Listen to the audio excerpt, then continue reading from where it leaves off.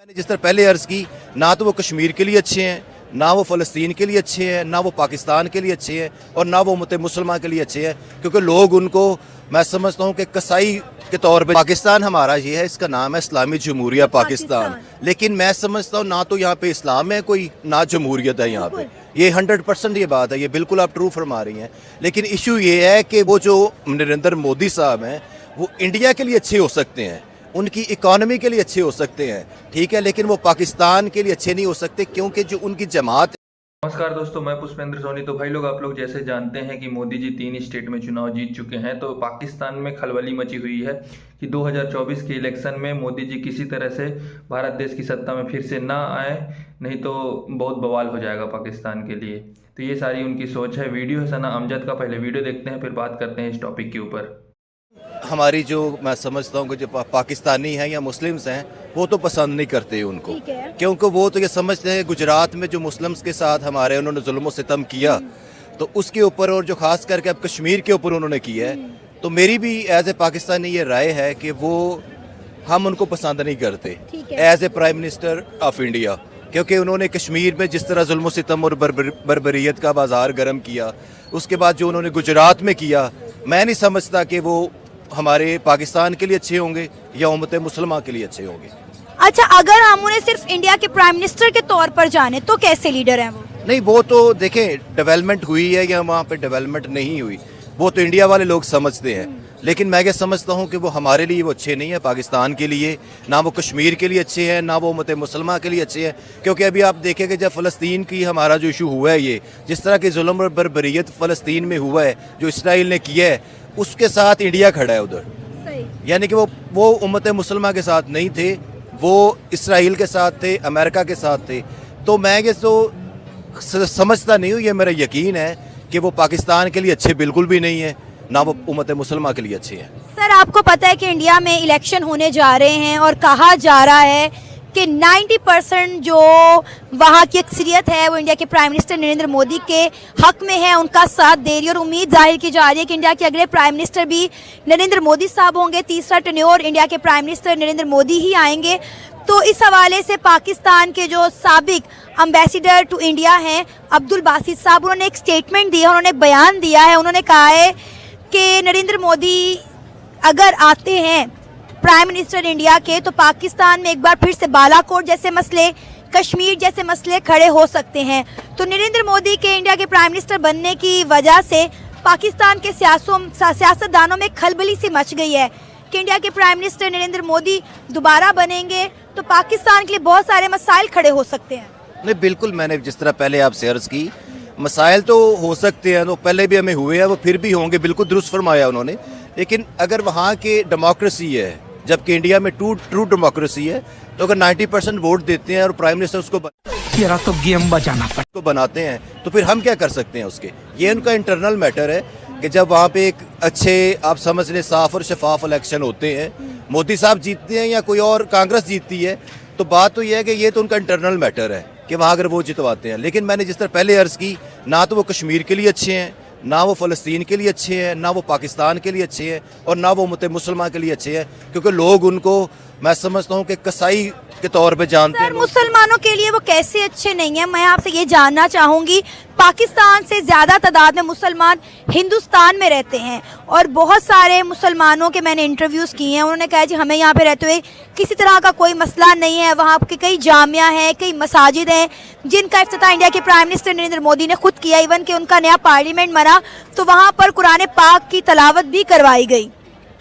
नहीं, मैं ये बिल्कुल ठीक है, क्योंकि जब एक स्टेट होती है, जब एक कंट्री होता है, तो उसकी रिस्पॉन्सिबिलिटी होती है कि तमाम मिनॉरिटीज़ को, जितने मज़ाहब हैं उनके तमाम को साथ लेके चलना होता है। उनके जितने मजहबी अकायद होते हैं, जिस तरह मुस्लिम्स हैं वहाँ पे, हिंदू हैं वहाँ पे मेजॉरिटी में, लेकिन मिनॉरिटी में मुस्लिम्स हैं वहाँ पे, उसके अलावा क्रिश्चियन है, तो जाहिर बात है उनकी जो मजहबी रसूमात है या उनका जो मजहबी तौर तरीके हैं, उसमें तो बिल्कुल वो रिस्पॉन्सिबिलिटी है उनकी कि वो उनको तमाम तहफ़्फ़ुज़ दें। तो सर, ये बात तो है ना, वो अपने तमाम मज़ाहिब को एक साथ लेकर चलते हैं। हम एक मुसलमान कौम है, पाकिस्तान ला इलाहा इल्लल्लाह मोहम्मद रसूलुल्लाह के नाम पर बना, लेकिन उससे ज़्यादा मजहबी मसाइल पाकिस्तान में पाए जाते हैं। बिल्कुल आप दुरुस्त फरमा रही है, क्योंकि पाकिस्तान हमारा ये है, इसका नाम है इस्लामी जमहूरिया पाकिस्तान। लेकिन मैं समझता हूँ ना तो यहाँ पे इस्लाम है कोई, ना जमहूरियत है यहाँ पे। ये 100% ये बात है, ये बिल्कुल आप ट्रू फरमा रही हैं। लेकिन इशू ये है कि वो जो नरेंद्र मोदी साहब हैं वो इंडिया के लिए अच्छे हो सकते हैं, उनकी इकॉनमी के लिए अच्छे हो सकते हैं, ठीक है, लेकिन वो पाकिस्तान के लिए अच्छे नहीं हो सकते, क्योंकि जो उनकी जमात है ना उसका एक मोटो है, और वो मोटो है कि वो मुस्लिम्स के ख़िलाफ़ है। वो ख़ास नफ़रत है उनके अंदर, या तो फिर वो हमारी जो पार्टीशन हुई थी 47 में उसको वो एक्सेप्ट नहीं कर सके, या किस तरह के मामलात है। क्योंकि देखें, सिर्फ ये कश्मीर का मसला नहीं है या बालाकोट का इशू नहीं है। ये मोदी साहब जो थे वो गुजरात में जिस तरह उन्होंने जो कत्लेआम मुस्लिम्स का किया था वो आप सबके सामने। अगर नरेंद्र मोदी साहब अब ये कौन है बे? मुसलमानों के या इस्लाम के खिलाफ हैं तो फिर तमाम इस्लामिक कंट्रीज का झुकाव इंडिया की तरफ इतना क्यों है? आप दुबई देख ले, सऊदीया देख ले, ईरान, इराक देख ले, तमाम इस्लामी ममालिक, इवन के OIC के जितनी कंट्रीज मेंबर हैं वो तमाम G20 की मीटिंग के लिए इंडिया में मौजूद थी। लेकिन पाकिस्तान के साथ ना तो कश्मीर के मामले पे कुछ तरह स्टैंड करता है, ना ही कोई हमारे पे वैसे आफत आ जाए तो हमारे साथ स्टैंड करता है। लेकिन इंडिया में कोई मीटिंग हो जाए या इंडिया में कोई इवेंट हो जाए, तमाम इस्लामी ममालिक भाग के इंडिया में जाके बैठ जाते हैं, लेकिन कोई पाकिस्तान में क्यों नहीं आता? मैंने ये देखा है कि तमाम तर इस्लामी ममालिक का झुकाव पाकिस्तान की तरफ होने की बजाय इंडिया की तरफ बहुत ज़्यादा है। देखें जी, वहाँ पे सबसे बड़ी बात यह है, जिस तरह पहले आपने फरमाया कि वो 5वीं बड़ी इकॉनमी है, क्योंकि दुनिया चल रही है बिजनेस के ऊपर, ट्रेड के ऊपर। तो जो सऊदी अरेबिया है वो अपनी ट्रेड को देखता है, UAE अपने मफादात को देखता है, अरब मुल्क अपने मफादात को देखते हैं। तो उनके जो मफादात है वो पूरे होते हैं उनके साथ। बेसिकली जो सऊदी अरेबिया है और जो इंडिया है वो G20 के मेंबर्स हैं।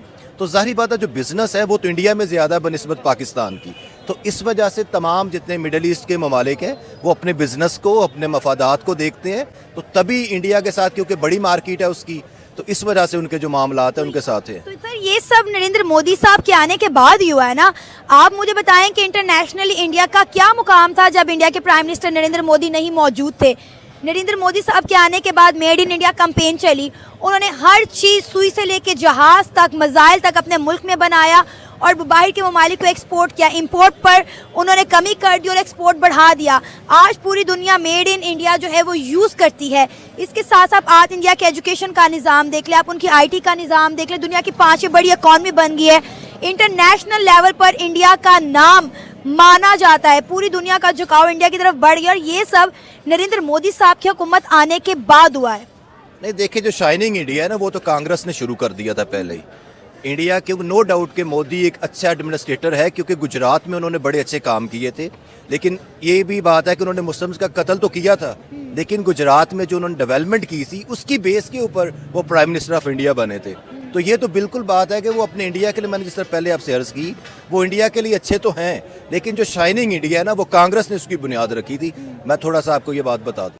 लोग आप लोग तो जानते हैं, मतलब पाकिस्तानियों को सेम यही रहता है भाई कि मतलब कंप्लीट पाकिस्तान की मीडिया से लेकर पाकिस्तानी गवर्नमेंट, पाकिस्तानी जनता, सारे के सारे यही बोलते रहते हैं कि नहीं, हिंदुओं पे पहले बहुत मुसलमान मतलब हिंदू लोग जो है मुसलमानों के ऊपर बहुत जुल्म करते हैं, और हमेशा से इनका यही रहता था। लेकिन इन्होंने अभी इस टाइम पे एक नया टारगेट सेट कर लिया है कि सीधे मोदी जी को मतलब बोलते हैं कि नहीं, मोदी जी अगर आ गए हिंदुस्तान में 2024 में फिर से तो मुसलमान पूरी तरीके से ख़त्म हो जाएंगे। ये सारी चीज़ें मतलब उनके साइड से बोला जाता है। पर मेरे को एक चीज़ ये समझ में नहीं आती है, अभी तो वो लोग बोलते हैं कि नहीं मोदी जी मुसलमानों के खिलाफ है, पर मेरे को ये चीज़ समझ में नहीं आती है कि भाई पाकिस्तान को अगर साइड में रख दिया जाए तो सऊदी अरब ले लिया जाए, अफगानिस्तान ले लिया जाए, बांग्लादेश ले लिया जाए, इजराइल ले लिया जाए, तो हर एक कंट्री जो मुस्लिम कंट्री है भाई, जो मैं नाम ले रहा हूँ सारी मुस्लिम कंट्री है, वहाँ मुसलमान लोग रहते हैं, उन सब के साथ हमारे रिलेशन बहुत अच्छे हैं। As a prime minister PM Modi की वजह से बहुत अच्छे हैं।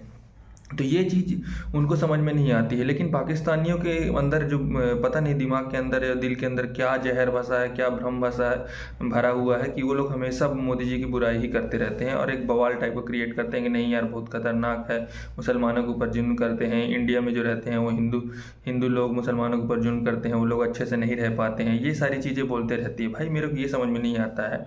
हमारे भारत देश से तुम लोग कई लोग के नाम सुने होंगे, तुम आमिर खान हो गया, शाहरुख खान हो गया, सलमान खान हो गया, सानिया मिर्जा हो गई, मोहम्मद शमी हो गए, मैं कितनों के नाम गिरवाऊँ। भाई हमारे भारत देश से ही निकलते हैं, सभी को समान अधिकार है, ये चीज़ प्रूफ करता है। और तुम्हारे उधर से कहाँ, कोई बताओ ना, क्यों नहीं निकलता है तुम्हारे उधर से? कुछ तो रीज़न होगा ना, अदर साइड से भी निकलना चाहिए, पर क्या कर सकते हैं, इधर से इंडिया से ही निकल रहे हैं। मतलब रीज़न यही है कि हाँ भाई यहाँ ऐसा कुछ है। सबको साथ में लेके आगे बढ़ने के लिए किया जाता है। पर ये चीज़ पाकिस्तानियों के समझ में नहीं आती है।